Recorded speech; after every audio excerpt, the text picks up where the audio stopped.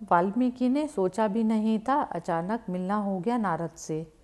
नारद को लूटना चाहता था वाल्मीकि, लेकिन नारद ने कहा, मुझे लूटे इसके पहले घर जाकर एक बार पूछा कि लूटने से जो पाप लगता है, घर के लोग जिनके लिए तू लूट रहा है, पत्नी, तेरे पिता, तेरे बेटे, वे भागीदार होंगे पाप में, साझीदार होंगे पाप में। वाल्मीकि हंसा। तब उसका नाम था बाल्या भील। वह हंसा। उसने कहा, मुझे धोखा देते हो। इधर मैं पूछने जाऊं, उधर तुम भाग जाओ। नारद ने कहा, मुझे बांध दो एक वृक्ष से। बांध कर गया बाल्या नारद को पूछने घर। पिता से पूछा। पिता ने कहा कि मुझे क्या मतलब कि तू कैसे पैसे लाता है। बूढ़े बाप की सेवा करना तेरा कर्तव्य है। पाप पुण्य तू जान, इसमें कैसी समझदारी। मैंने कभी तुमसे पूछा नहीं, ना कभी पूछूंगा। तू कैसे कमाता है यह तू सोच।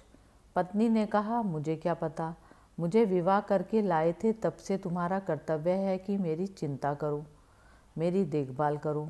मैं तुम्हारा घर संभालती, तुम्हारा भोजन बनाती, तुम्हारे बच्चे पालती, तुम्हारे पिता की सेवा करती। और क्या चाहते हो, इतना बहुत है।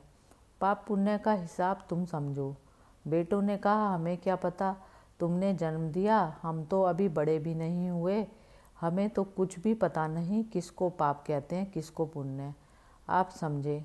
वाल्या चौंका और जागा। लौटा तो नारद से कहा, मुझे क्षमा कर दे, मैं भूल में था।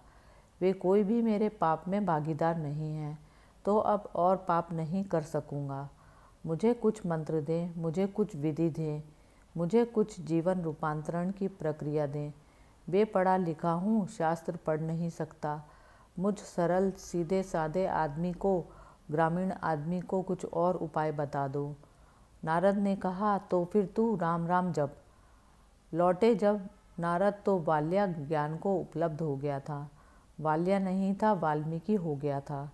ज्योति बिखर रही थी उससे, आभा मंडल उसे घेरे हुए था। सैकड़ों गजों की दूरी से उसकी सुगंध, उसका संगीत नारद को अनुभव होने लगा।